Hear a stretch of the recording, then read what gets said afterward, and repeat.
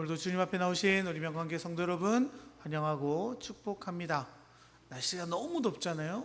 이 더운 나중에 또 이렇게 시원한 본당에서 함께 말씀을 들으며 회복하셔서 또 더운 세상으로 나가시는 여러분 되시길 바랍니다. 우리 앞뒤 서로 인사할까요? 사랑합니다. 축복합니다. 감사합니다. 날마다 우리가 이렇게 일주일에 2번씩 고백하지 않습니까? 이런 고백들이 정말로 우리 삶의 고백이 되고 서로가 서로를 사랑하고 축복하는 하나 되는 우리 명관교회 되기를 간절히 바랍니다. 지난주까지 우리가 레위기 마쳤잖아요. 길고 긴 레위기를 잘 마쳤는데 이제 민수기 들어왔습니다. 또 36주 동안 이 평소에 잘 읽지 않던 이제 레위기는 성막에 대한 율법들이 우리를 힘들게 했는데 민수기는 숫자가 우리를 힘들게 하는 어려움들이 있지만 우리가 한 주씩 한 장씩 살펴보며 우리 함께 하나님의 은혜를 누렸으면 좋겠습니다.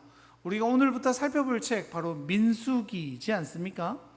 이스라엘 백성들, 특별히 전쟁에 투입될 20세 이상 남자들의 숫자를 계수했다라고 해서 민수기라는 이름이 붙여졌죠. 영어로도 넘버즈라고 합니다. 그런데 이게 히브리어 성경에는요 민수기란 이름이 아니라 브미드 바르라고 하는데요 광야에서라는 뜻입니다. 그러니까 민수기는요 시내산에서의 마지막 20일부터 시작해서 출애굽 40년 모압 평지에 이르는 기간 동안의 일들이 적힌 책이 바로 민수기거든요. 그러니까 민수기의 주 무대가 어디냐면 바로 광야에서 벌어지는 이스라엘 백성들의 여정인 겁니다.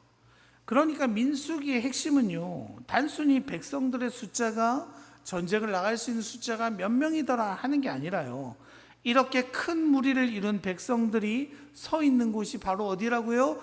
광야이고 그들의 다음 여정이 시작되는 곳 역시 광야라는 사실을 이스라엘 백성들이 깨닫기를 원하는 거죠.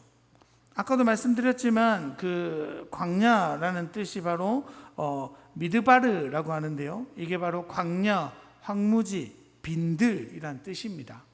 그런데 이 미드바르라는 뜻이요 다바르라는 단어에서 파생되어졌는데요 이 다바르라는 뜻은 말씀이란 뜻이에요.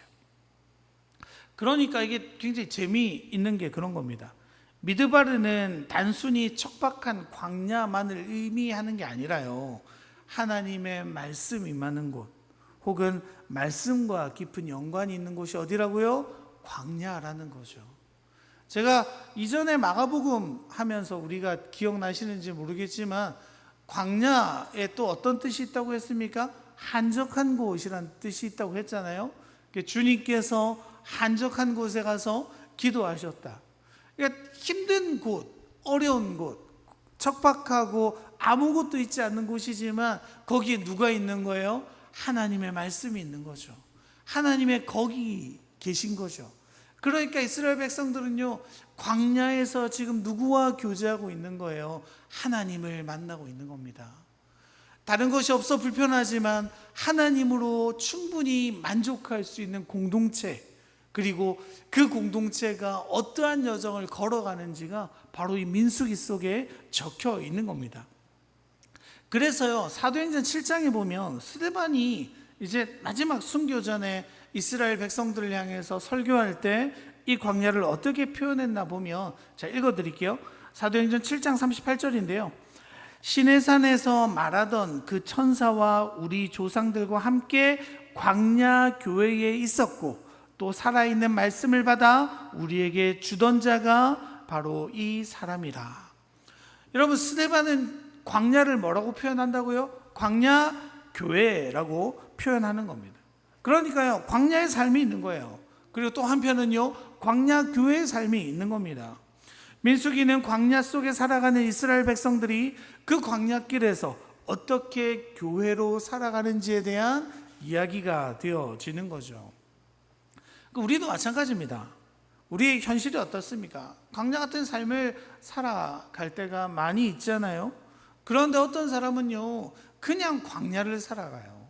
척박한 곳, 외로운 곳, 부족한 곳을 살아갑니다. 그런데 똑같은 환경 속에서도 어떤 사람들은 그 시간이, 그 광야가 교회가 되는 거죠. 하나님을 만나는 장소가 되고 충만히 교제하는 장소가 되고 생명이 살아가는 곳으로 광야를 살아나게 되어지는 겁니다. 그래서 여러분, 우리가 36장을 우리 한 주씩 살펴보며 나아갈 텐데요, 이 우리가 민수기를 바라보면서 야, 숫자 많더라 이렇게 끝나는 게 아니라, 우리도 광야 같은 삶 속에서 우리와 함께 하신 하나님을 경험하고 고백하고 풍성함을 살아내는 우리이기를 간절히 바랍니다. 우리 1절의 말씀 같이 한번 읽어볼까요?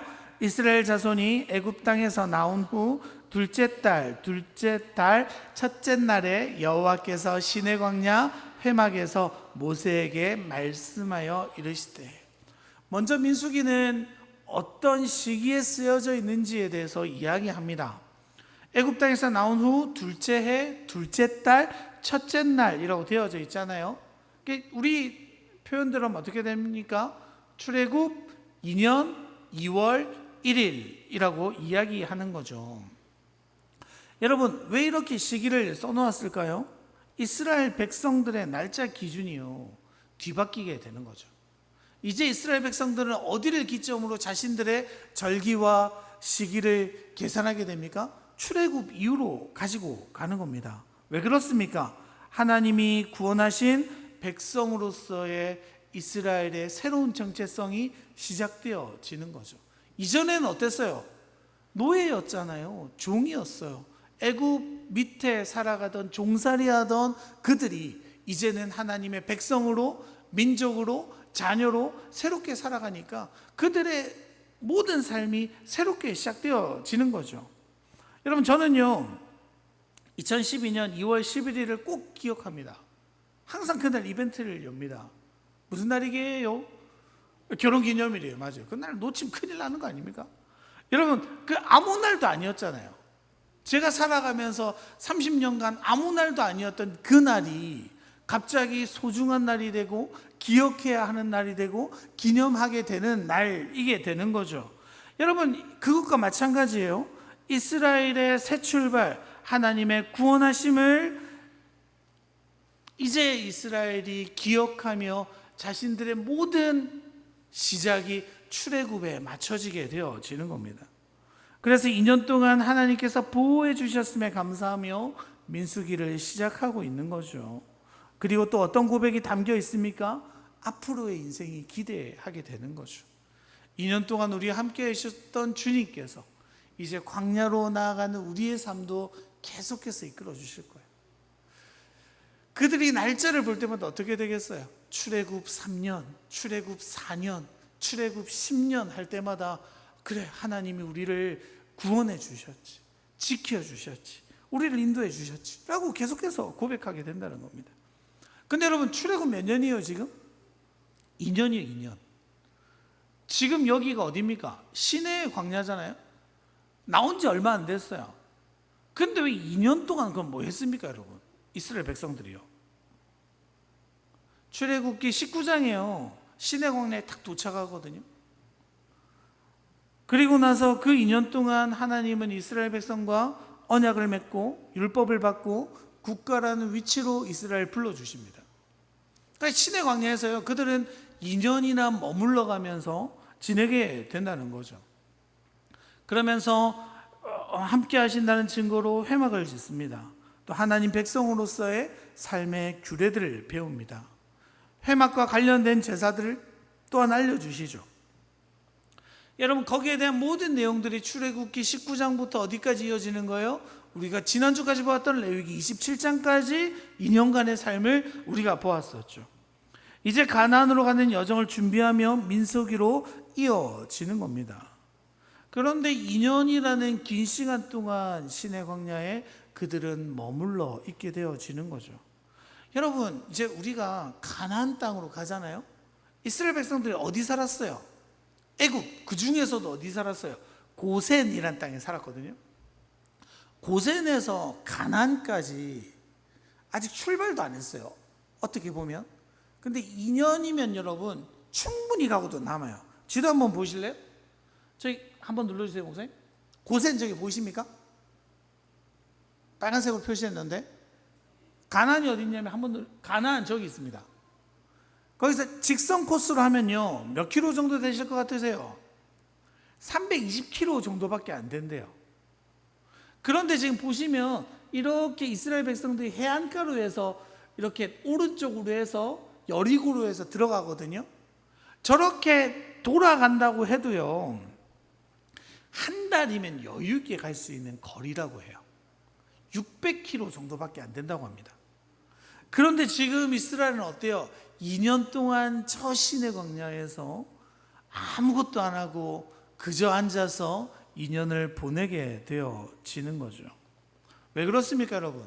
이스라엘의 군대는요 자신들의 정체성이 어디 있어요? 하나님 백성이라는 정체성이 있기 때문이죠. 하나님 군대는요 속도가 아니라 하나님과의 관계가 먼저이기 때문입니다.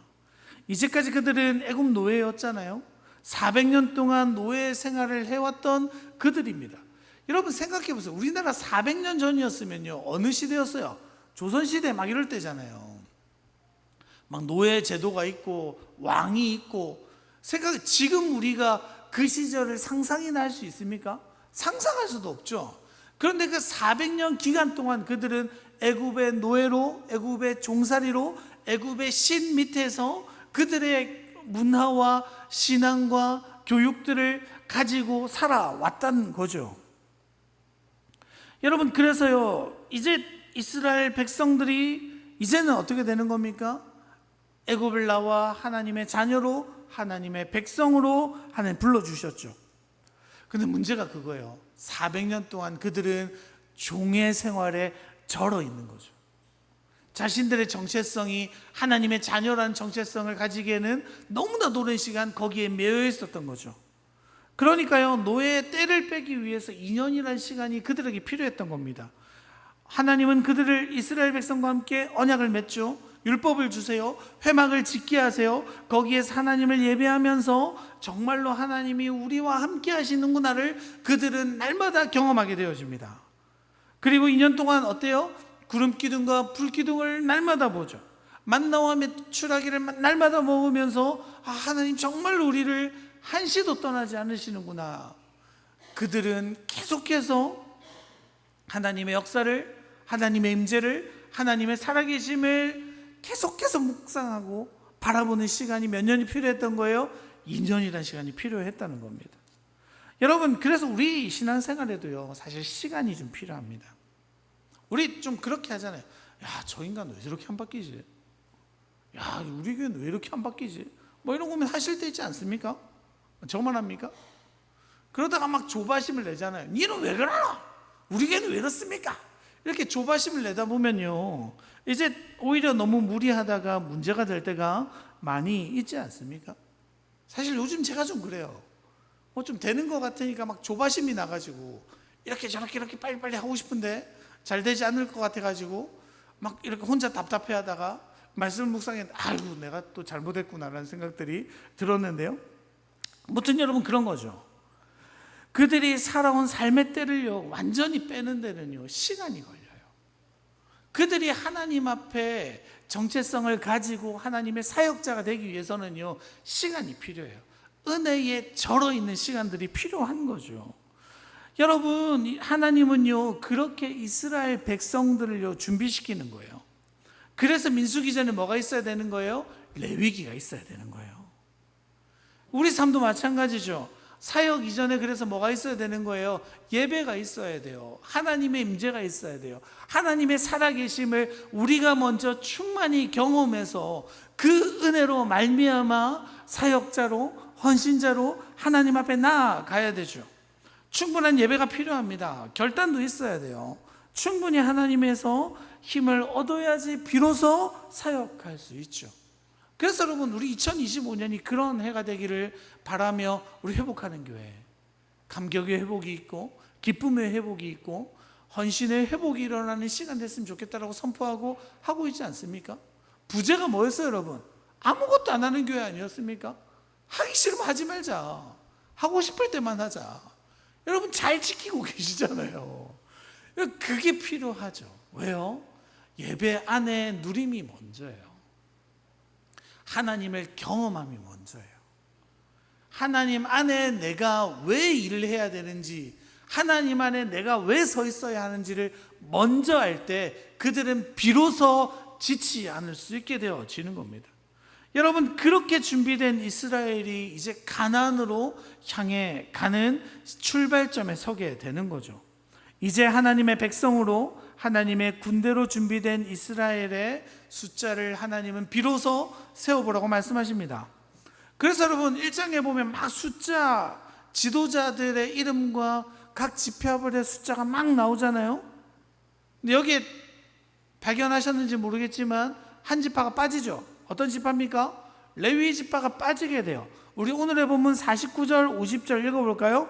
너는 레위 지파만은 계수하지 말며 그들을 이스라엘 자손 계수 중에 넣지 말고 그들에게 증거의 성막과 그 모든 부속품을 관리하게 하라.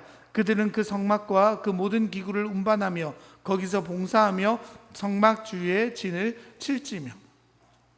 여러분, 레위 지파는요 하나님께 예배되는 구별된 지파였기 때문에 그 전쟁을 치르지 않게 되어집니다. 대신에 어떤 지파가 들어가요? 요셉의 두 아들 에브라임과 므낫세가 12지파의 이름으로 들어가게 되어지죠.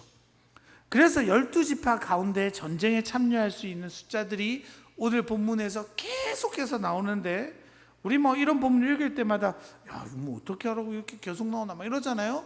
그래서 넘길 겁니다. 중요하지 않아요. 숫자가 이랬더라만 기억하면 됩니다. 중요한 건 45절 46절이에요 같이 한번 읽어볼까요? 이같이 이스라엘 자손이 그 조상의 가문을 따라 20세 이상으로 싸움에 나갈 만한 이스라엘 자손이 다 계수되었으니 계수된 자의 총계는 60만 3,550명이었더라. 여러분, 제가 검색을 해봤는데요, 지금 우리나라 우리나라 현역 군인이 50만쯤 된다고 해요. 그러니까 이스라엘에 얼마나 많은 숫자가 지금 있는지 아시겠죠? 여러분, 지금 60만 몇 명입니까? 60만 3,550명. 그런데 이 숫자가 어떤 사람이에요? 전쟁에 참여할 수 있는 남성만 빼놨죠. 여기 어떤 숫자가 빠지는 거예요? 19세 이하의 어린이, 여성, 노인 이렇게 빠지게 되는 거죠. 그러면 여러분 숫자가 어떻게 됩니까? 막 2배, 3배 이렇게 늘어날 거예요. 그런데 성경은 왜 이렇게 구체적으로 숫자들을 이렇게 기록했는가가 더 중요하겠죠. 바로 하나님의 약속 때문이죠. 창세기 46장 26절 27절을 보면 하나님이 아브라함에게 약속하십니다. 그 이스라엘 백성들이 처음 애굽에 들어갈 때 숫자가 계수되죠. 이렇게 적혀 있는데요, 야곱과 함께 애굽에 들어갈 자는 야곱의 며느리들 외에 66명이니 이는 다 야곱의 몸에서 태어난 자이며 애굽에서 요셉이 낳은 아들은 2명이니 야곱의 집 사람으로 애굽에 이른 자가 모두 70명이었더라. 여러분, 몇 명이 지금 고센으로 들어가요? 70명이 고센으로 들어가요. 나올 때는요, 남자만 몇 명이요? 60만이 넘는 남자들이 엄청난 숫자를 이루게 되어지죠. 그러니까 우리가 성경을 보면 야, 숫자가 이렇게 많으니까 이제 가나안으로 갈 충분한 준비가 되었구나. 성경이 이런 말을 하려고 하는 게 아닙니다. 이렇게까지 인도하신 분이 누구라고 말하는 거예요? 하나님이라고 말하는 겁니다. 하나님의 보호하심이 아니고서는 불가능한 일이 지금 이스라엘 백성들 가운데 이루어졌다는 것을 말해주고 있죠. 그래서 여러분, 우리가 앞선 말씀들을 좀 잘 생각해 보면 애굽에서 바로에게 고통스러운 노예에게 시달리고 있을 때부터 이미 이스라엘은 인구 증가 추세를 보여왔죠. 인구가 많아지는 것을 두려워한 바로가 어떻게 합니까? 아이들 다 죽이라고 명했잖아요. 그 중에 하나가 누굽니까? 거기에 모세가 나타나게 된 거죠. 출애굽의 험난한 과정 속에서도 그 인구의 증가는 줄어들지 않습니다. 그러니까 이 모든 것이 하나님의 은혜가 아니고서는 불가능한 일이 지금 이루어졌어라고 성경은 말하고 있는 거죠. 그런데 여러분, 이렇게 인구가 불어난 것은요, 단순히 하나님의 은혜뿐만이 아니라 하나님의 언약의 성취라는 측면에서도 우리가 주목해야 되는 겁니다. 창세기 22장 17절에서 하나님은 아브라함에게 약속을 하시죠. 내가 내게 큰 복을 주고 내 씨가 크게 번성하여 하늘의 별과 같고 바닷가의 모래와 같게 하리니 내 씨가 그 대적의 성문을 차지하리라. 이 약속의 성취가 지금 이스라엘 백성들 가운데 드디어 이루어졌음을 하나님은 선언하고 계시는 겁니다. 여러분, 광야는 어떤 곳입니까? 어렵고 힘들고 외롭고 또 뭐 있을까요? 위험이 많은 것이죠. 신명기 보면 이렇게 적혀 있습니다. 너를 인도하여 그 광대하고 위험한 광야 곧 불뱀과 전갈이 있고 물이 없는 간주한 땅을 지나게 하셨으며 또 너를 위하여 단단한 반석에서 물을 내셨으며 라고 되어져 있는데, 광야에 대한 소개가 어때요? 위험하죠. 광대합니다. 불뱀과 전갈이 있습니다. 건조한 물이 없어 건조한 지대가 바로 광야이죠. 그런 위험천만한 곳에서 하나님은 놀라운 방식으로 하나님의 약속이 성취되어 가고 있음을 이스라엘의 백성들의 숫자를 세워가심으로 광야에서 말씀하고 계시는 거죠. 여러분, 생각해 보세요. 우리는 별로 감동이 안 올 수 있는데 이스라엘 백성들이 이 1장을 읽어갈 때마다 어떤 기분이 들었겠습니까? 우리 가문의 지도자의 이름이 쓰여져 있어요. 그 숫자에 내가 들어가 있어요. 이런 걸 볼 때마다요, 막 자랑스러웠을 거예요. 감격했을 거예요. 하나님의 약속이 정말로 이루어졌다는 사실에 그들은 깜짝 놀랐을지 모릅니다. 이 명단에 나와 내 가족이 속해 있다는 것만으로도 이미 하나님의 약속이 성취되고 있고, 나는 그 살아계신 하나님의 약속의 성취의 결과라고 그들은 스스로 간증할 수 있는 자들이 되어 가는 거죠. 이제 남은 게 뭡니까? 지금까지 지켜주셨던 하나님을 신뢰함으로 하나님이 약속하신 그 땅으로 나아가는 것뿐입니다. 광야는 어렵죠. 힘들죠. 위험하죠. 하지만 그들에겐 누가 있어요? 약속의 성취인 하나님이 계시기 때문에 그들은 그 광야를 안전하고 평안함으로, 오히려 그곳에서 하나님을 더욱 만남으로 가나안 땅으로 갈 수 있다라는 믿음의 고백이 여기에 담겨 있는 겁니다. 그런데 여러분, 문제가 뭡니까? 이스라엘 백성들의 현실이 녹록지 않다는 거죠. 아까도 말씀드렸지만 약속의 땅으로 가는 과정은요, 험난합니다. 힘들어요. 또 싸움도 많이 해야 돼요. 그리고 결정적으로 약속의 땅 가나안으로 가는 길에 멈춰 서게 됐던 이유는 외부적 요인이었습니까? 아니요. 이스라엘 백성들의 내면적인 부분들 때문이죠. 이스라엘 백성들이 저지른 무수한 죄의 결과들이 바로 그들을 멈춰 세우게 되어집니다. 사실 민수기를 우리는 결과를 너무 잘 알지 않습니까? 여기에 계수되었던 그 60만이 넘는 인원들 중 가나안 땅으로 정말로 들어가는 사람은 몇 명입니까? 2명이죠, 2명. 갈렙과 여호수아를 제외한 모든 사람은 그 광야에서 죽임을 당한다는 사실을 우린 너무나도 잘 알죠. 심지어 모세조차도 가나안 땅에 들어가지 못하잖아요. 하나님의 보호하심의 언약의 열매인 그 많은 군대가요, 이스라엘의 믿음과 화평을 보장하지 못하는 겁니다. 여러분, 그래서 그들이 정말로 이제야 하는 것이 무엇입니까? 많은 숫자의 군대였을까요? 이제 점점 세력이 커진 그들의 모습이었을까요? 그게 아니죠. 시내 광야에서 2년간 배웠던 하나님과의 관계를 그들이 붙들었어야 함을 민수기를 통해 우리에게 보여주고 있는 겁니다. 그래서 여러분, 민수기라는 제목이 재밌는 거예요. 우리도 민수기 할 때 뭐에 집중해요? 백성들의 숫자에 관심을 가지죠. 그런데 이게 역설이죠. 그 숫자를 바라보지 마. 그 숫자가 너희들의 인생을 보장해 주지 못해. 그 크고 거대한 게 너를 보장해 주고 승리케 만들고 약속의 땅으로 이끌어가는 그거라고 생각하는데 그게 아니야. 너희들이 정말로 붙들어야 될 건 시내 광야에서 만났던 나 여호와, 광야에서 살아가는 너희들의 인생길에 나를 붙들고 지냈어야 되지 않니라고 오히려 하나님은 말씀하고 계시는 겁니다. 이제 여러분, 이스라엘 백성들의 본격적인 여정이 우리 2장에서부터 계속해서 살펴보게 되어질 겁니다. 광야에서 시작한 그들의 여정을 함께 바라보며 우리 또한 우리들의 삶을 점검하고 반성하고 삶의 방향을 매일같이 재점검하는 우리이기를 바랍니다. 여러분, 우리 인생이 그렇게 있는 거예요. 이 민수기와 같은 길을 걸어가죠. 아무것도 없는 광야를 지나 하나님의 약속의 땅을 향해 걸어가는 우리들입니다.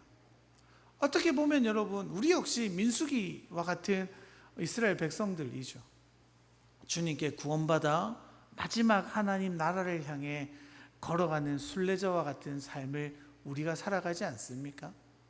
그래서 여러분, 그 여정 속에서 우리가 주목해야 되는 게 뭐예요? 내가 얼마나 이루었나? 내가 얼마나 가졌나? 나는 지금 내 손에 무엇을 쥐고 있나가 아니라요, 내 인생마다 삶의 걸음마다 나는 정말로 하나님과 함께하고 있는가? 그것이 여러분 정말로 하나님 나라를 성취하는 유일한 방법입니다. 광야는 광야이지만 외로운 곳이 아니죠. 하나님 계시기 때문입니다.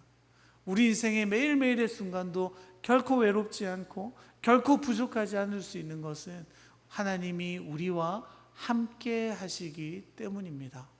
우리는 민수기에 나와 있는 그 하나님과 이스라엘 백성들의 여정을 바라보며 하나님을 정말로 붙들어야 되겠다라고 다시 한번 결단하는 우리 이 수요일 또 매일 되기를 간절히 소망합니다.